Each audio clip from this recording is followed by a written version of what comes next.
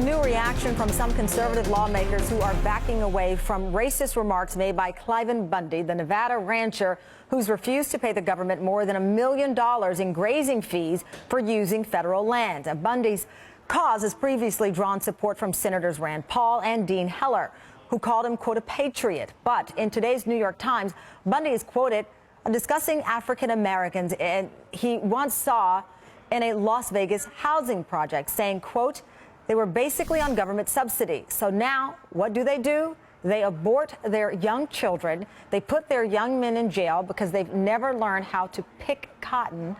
And I've often wondered, are they better off as slaves, picking cotton and having a family life and doing things, or are they better off under government subsidy? They did not get no more freedom. They got less freedom.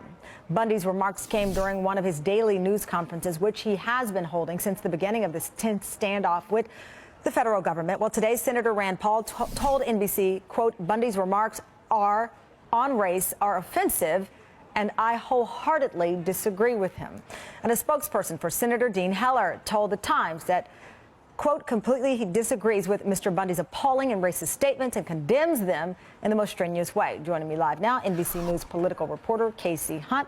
So, Casey, obviously the question is, will more lawmakers, more pundits who have supported Mr. Bundy now back away from him?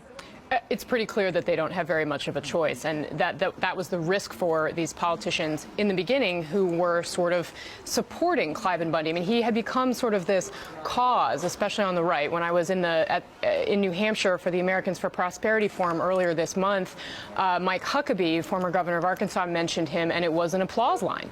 And that's clearly not something, you know, that is going to be acceptable or is going to be less acceptable going forward. So we'll see if more people start to step out. And I think for Senator Rand Paul in particular, the issue was that he wasn't quick enough on the draw in condemning this. I mean, he was quoted, the reason why we have a statement from him today is because the Times story noted that the senator was not immediately available for comment after the newspaper called and related these remarks to him. So that is, you know, potentially a problem for him. And Paul has encountered some issues with race in the past. He had a staffer who held a radio show as the Southern Avenger, and he was sort of slow to fire that person. So this isn't the first time that he's drawn criticism for being tied to potentially racist issues. And this is interesting that it does now and has now been, through the words of Bundy, been placed in this conversation of race and who is a racist or not, because obviously he was illegally grazing on this land. Even some conservatives, Joe Scarborough, Eric Erickson, and others had already questioned whether this was a valid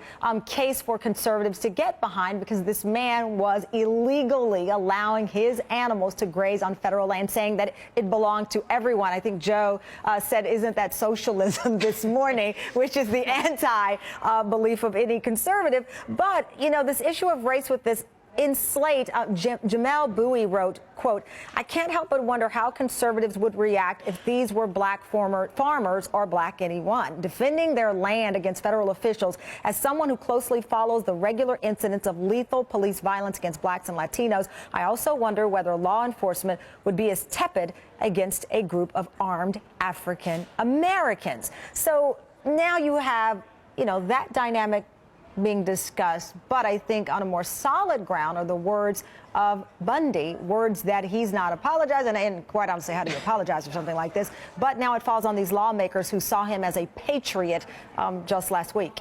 It's a tricky issue.